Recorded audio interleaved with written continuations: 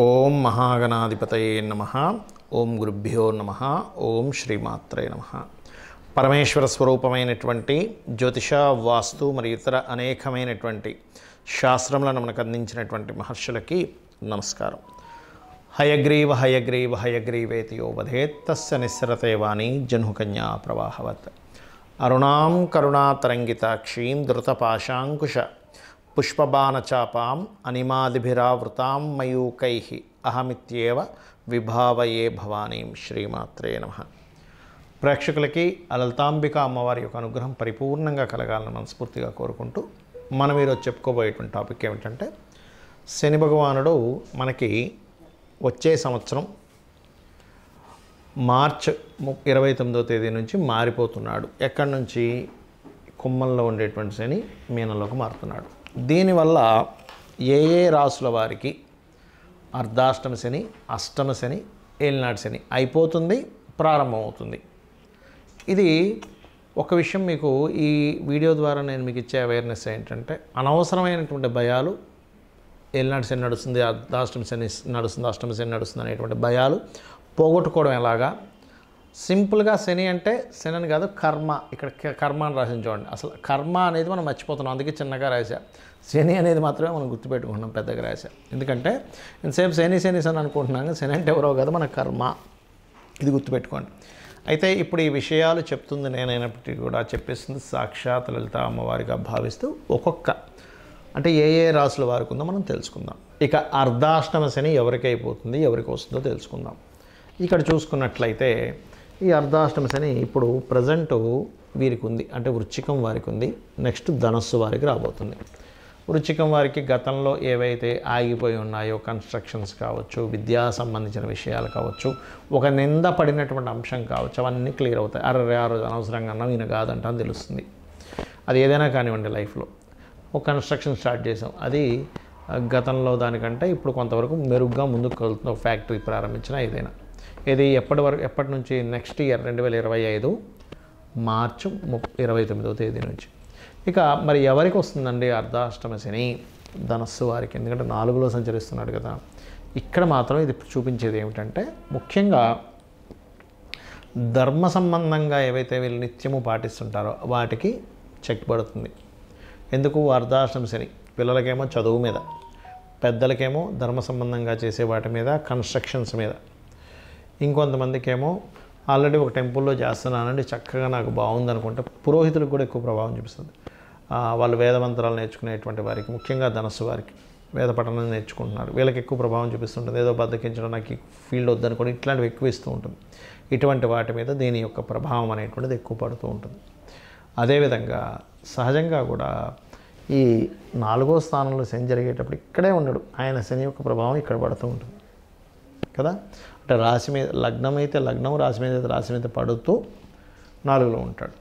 అది 2 యొక్క గురు రాశులను ఆక్యుపై చేస్తున్నాడు. కాబట్టి మీరు విద్యా సంబంధించిన కానివ్వండి, ధర్మ సంబంధంగా కొన్ని మనం ఇంట్లో ఏదో పూజ చేస్తున్నాం అనుకుంటాం, లేదా ఒక గురువు గారి దగ్గర నుంచి ఏదో మంత్రం తీసుకుంటాం, కానీ ఆ మంత్రం ఎంతవరకు కరెక్టు అనేటువంటి దాన్ని మనం గుర్తుపెట్టుకోం. ఏదో తొందరపడిపోయి ఏదో చేసేస్తుంటాం, కానీ అందులో తప్పిదాలు పలుకుతున్నామా, ఇలాంటివి తెలియకుండా కొన్ని జరుగుతూ ఉంటాయి ధనస్సు వారికి. కాబట్టి ఈ యొక్క విషయాల్లో జాగ్రత్తగా ఉంటూ, ఇది 2.5 సంవత్సరాలు ఉంటుంది. ఈ 2.5 సంవత్సరాలు మీరు ఏం చేస్తారంటే, వీలైనన్ని క్షేత్ర దర్శనాలు చేయండి. ఖచ్చితంగా దాని ప్రభావం తగ్గిపోతుంది. వీలైనన్ని నెలకో, 2 నెలలకో, 3 నెలలకో ఒక క్షేత్రం పెట్టేసుకోండి. అదేవిధంగా గోశాలకు వెళ్ళండి, బెల్లము తినిపించండి గోవులకి. ఖచ్చితంగా మార్పు వస్తుంది, దాని ప్రభావం చాలా మటుకు తగ్గుతుంది.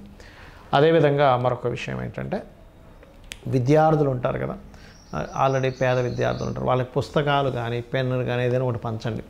ఎందుకు? విద్యాస్థాన సంబంధాల మీద దాని ప్రభావం చూపిస్తుంది. కాబట్టి అలా చేయండి. వీలైతే గోదానం చేయండి, చాలా ప్రభావం ఉంటుంది గోదానం చేస్తే. అర్ధాష్టమ శనిలో ముఖ్యంగా అందరికీ కాదు, ఓన్లీ ధనస్సు రాశి లేదా ధనస్సు లగ్నం వారికి చేయండి. చేసినట్లయితే ఖచ్చితంగా మార్పు అనేటువంటిది వస్తుంది. అదేవిధంగా మరొక విషయం ఏంటంటే, తల్లిగారి ఆరోగ్య విషయంలో జాగ్రత్తగా ఉంటుండాలి. ధనుసు రాశి వారికి సహజంగానే శని ఇక్కడ సంచారం చేసేటప్పుడు ధనుర్లగ్నానికి తల్లిగారి ఆరోగ్యం విషయంలో జాగ్రత్తగా ఉండాలి. కొంత ఎప్పుడైతే ఇక్కడికి వెళ్ళిపోయాడు ఇంకా క్లియర్ అయిపోద్ది అక్కడికి కర్మ అనేటువంటిది. కాబట్టి ఆ యొక్క విషయంలో చాలా చాలా చాలా కేర్ తీసుకోవాలి. మరి మీరు చేయవలసినటువంటి పరిహారాలు ఇప్పటివరకు చెప్పుకున్నాము, కొన్ని విషయాలు చెప్పుకున్నాము. అయితే ఇక్కడ మీరు ఎక్కువగా దత్తుణ్ణి మరియు కాలభైరవుణ్ణి ఎంత మీరు స్మరణ చేసుకుంటే, ఓం కాలభైరవాయ నమః అనే నామస్మరణ అద్భుతమైనటువంటి ఫలితాలను ఇస్తుంది. మీకు ఒక ముఖ్యమైనటువంటి విషయం తెలియాలి ఏంటంటే, శని కర్మ అని ఎందుకు రాశాము? శని ఒకటే కర్మని కాదు, ప్రతి గ్రహము కూడా మన కర్మ సంబంధంగానే మనం జన్మించినప్పుడు ఆ పొజిషన్లోకి వెళ్తుంది. ఇప్పుడు పూర్వజన్మల్లో మన యొక్క అధికారాన్ని దుర్వినియోగం చేసుకున్నాం అనుకోండి, రవి పాడైపోతాడు జాతకంలో. ఇంకొకరి మనసులు బాధ పెట్టాము, చంద్రుడు పాడవుతాడు. గైడ్ చేయాల్సిన మిస్గైడ్ చేశాము, జూపిటర్ పుడతాడు ఆ జాతకుడు. అంటే ఆ బలం స్ట్రెంత్ కోల్పోయింది. అంటే అలాగా ఒక ఎగ్జామ్లో కూర్చున్నాము, రాయాల్సినటువంటి ఎగ్జామ్ ఏదైతే ఉందో కరెక్ట్గా రాయకుండా తప్పులుగా రాస్తే ఏమవుతుంది, ఆ మార్కులు ఎలా తగ్గుతాయో ఆ యొక్క స్టూడెంట్కి సేమ్ యాజ్ ఇట్ ఈజ్. ఇవన్నీ మన ఎనర్జీస్ అనుకుందాము, గైడ్ చేయడము, మనసు, అధికారము, అదేవిధంగా మార్స్ అంటే కుజుడు అంటే ఏంటి, భూములకు సంబంధించినవి. ఎవరిదైనా భూములు లాక్కోవడము, లేకపోతే అన్నదమ్ముల విషయంలో నువ్వు ఒక రకంగా ప్రవర్తించడము. శుక్రుడు అంటే పెళ్ళి, వివాహ సంబంధించిన విషయాల్లో నువ్వు ఎలా ప్రవర్తించావనే దాని మీదే ఈ జన్మలో నీకు వచ్చేటువంటి జీవిత భాగస్వామి, స్త్రీ కావచ్చు, పురుషుడు కావచ్చు ఉంటుంది. అలాగా కాలానికి మోక్షానికి కారకుడైన రాహుకేతువులు కావచ్చు, బుద్ధికి కారకుడైన బుధుడు కావచ్చు. ఇవన్నీ కూడా ప్లానెట్స్ అన్నీ కూడా కర్మ సంబంధమే. అయితే శనికి మాత్రమే ఎందుకు ఎక్కువ కర్మ సంబంధం అంటే, న్యాచురల్ కర్మస్థానాధిపతి అవుతాడు ఆయన. అన్నీ ఒక ఎత్తు, శని ఒక ఎత్తు. ఆయన ఏంటంటే సర్కిల్లో తిరిగేటప్పుడు ఆయన ఒక్కొక్క రాశిలోకి ఎంటర్ అవుతున్నప్పుడు మీ లగ్నం నుంచి కానీ మీ చంద్రుడి నుంచి కానీ ఇప్పుడు వీళ్ళకి ఏ కర్మని ఇవ్వాలి, లక్షలు కోట్లు కలిసి వచ్చే కర్మని ఇస్తాడు, బాగా అసలు అప్పులు పాలైపోయేటువంటి కర్మను కూడా ఆయన ఇస్తాడు. అది ఎలా అంటే, ఒక పోస్ట్ మ్యాను మనకి మనీ ఆర్డర్ ఆయన ఇస్తాడు, ఒక టెలిగ్రామ్ ఆయన ఇస్తాడు, వాడు చచ్చిపోయాడు అనేటువంటి టెలిగ్రామ్ ఆయన ఇస్తాడు, మనీ ఆర్డర్ ఆయన ఇస్తున్నాడు కదా. అదేవిధంగా మనకి శాటర్న్ యొక్క ప్రభావం అనేటువంటిది ఏంటంటే, మీకు ఏ ఏ రాసుల్లో తిరుగుతున్నప్పుడు, ఒక లగ్నంలో జన్మించినప్పుడు కాలం నుంచి మీరేం పొందబోతున్నారు మీ ప్రమేయం లేకుండా. అంటే ఎలా అంటే, ఇప్పుడు చూడండి, మన ప్రమేయంతో కొన్ని ఉంటాయి, నేను ఇది చేస్తాను, ఇది చదువుకుంటాను, ఇందులో సక్సెస్ అవుతానని కదా. అలా కాకుండా కొన్ని మన ప్రమేయం ఉండదు, వర్షం పడుతుంది, మన ప్రమేయం ఉండదు, వెళ్ళాం వర్షం పడింది తడిచిపోయాం, బాగా ఎండలు ఉన్నాయి, మన ప్రమేయం ఉండదు. కానీ వర్షం పడుతున్నప్పుడు మీరేం చేయగలరు అంటే గొడుగు వేసుకోగలరు. బాగా ఎండ ఉంది, మీరేం చేయగలరు అంటే ఏసీ రూమ్లో కూర్చోగలరు. అంటే ఈ ఏసీ రూమ్లో కూర్చోవడం కానివ్వండి, వర్షం పడుతుంటే గొడుగు వేసుకోవడం కానివ్వండి, లేకపోతే బాగా చలేస్తుంటే స్వెటర్ వేసుకోవడం అనేటువంటిది మీ పరిధిలో ఎలా ఉందో, ఒక నామస్మరణ అంటే లలిత అమ్మవారి యొక్క స్తోత్రాల్లో ఓం అనాకలిత సాదృశ్య చుబుక శ్రీ విరాజితాయై నమః అనేటువంటి నామస్మరణ 100% మిమ్మల్ని ఈ కర్మ నుంచి కొంత బయటపడేస్తుంది. అయితే ఈ కర్మ నుంచి బయటపడాలంటే ఫస్ట్ మీరు ఏదో మంత్రం చేసేసుకొని అది చేసుకొని ఇది చేసుకుని అయిపోతుందంటే కాదు. ఎలా అంటే, మీకు పశ్చాత్తాపం అనేటువంటిది రావాలి. ప్రమోషన్స్ రావట్లేదు అనగానే ఫస్ట్ మీరు అర్థం చేసుకోవాల్సింది, ఓహో నేనేదో పూర్వజన్మల్లో ప్రమోషన్ వచ్చేవాడిని వెనక్కి లాగా చాడీలు చెప్పాను, ఒకడికి వస్తుంటే నేను తట్టుకోలేకేదో చాడీలు చెప్పాను, భాస్కర్ సార్ వాడికి ఇస్తున్నారు ఏంటి సార్, వాడు అట్లా ఇట్లా అది ఇది అని. ఎందుకు వాడికి రావడం ఇష్టం లేదు, వాడేదో నాకు శత్రువు అయి ఉండొచ్చు, లేకపోతే వాడి ఒక రకమైనటువంటి అజ్ఞానంలో ఉండి నేను తప్పు చేసి ఉంటాను అని సూర్యభగవాను దండం పెట్టుకుంటే, అప్పుడు ఈ కర్మకారకుడు ఎవరైతే శని ఉన్నాడో అక్కడ పశ్చాత్తాపమైనటువంటి దాని నుంచి మీరు రియలైజ్ అయ్యారనేటువంటి దాంతో మీకు ఆ కర్మ అనేటువంటిది తగ్గుతుంది, గుర్తుపెట్టుకోండి.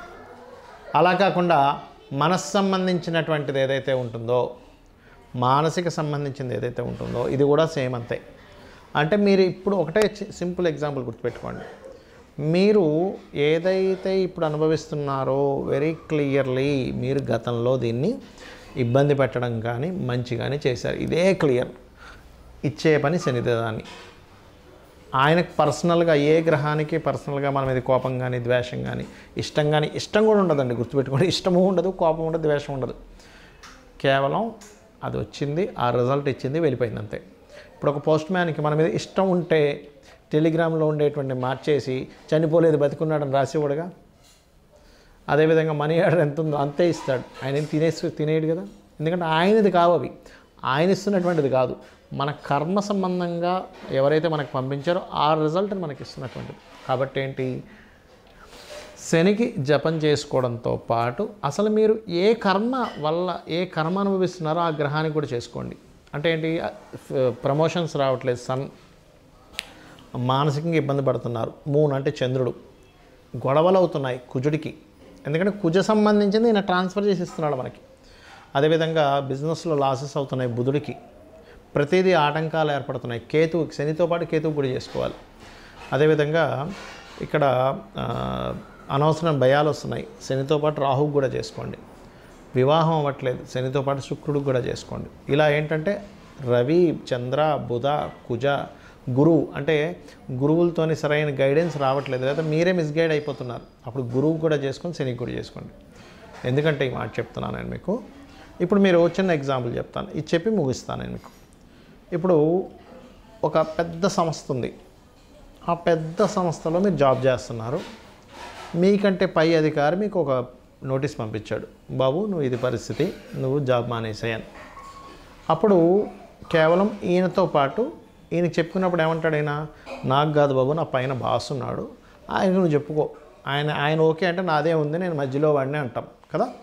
అదేం లేదు, నువ్వు బాస్ కనుక ఒప్పుకుంటే నాకేం పోయింది చెప్పు, ఆయన బాస్ చెప్పాడు కాబట్టి నేను చేశాను అంటాడు. ఆ బాస్ ఈజ్ మీ కర్మ. ఈ మధ్యలో ఉన్నటువంటి పర్సన్ ఎవరైతే ఉన్నారో శని భగవానుడు, అంటే ఈయనకు సంబంధం లేదు, ఆయన చెప్పాడు ఆర్డర్ చేయమని, ఈయన ఇచ్చేశాడు. అలాగే మీరు ఏదైతే కర్మ చేశారో పాస్ట్ లైఫ్లో, అది పైన ఉన్నటువంటి మెయిన్ ప్లానెట్, ఆ మెయిన్ ప్లానెట్ కూడా మీరు చెప్పుకోవాలి. వీటన్నిటిని ప్లానెట్స్ని రూల్ చేసేది ఎవరు, అమ్మవారు. అందుకని అమ్మవారి యొక్క పాదాలు పట్టుకోండి.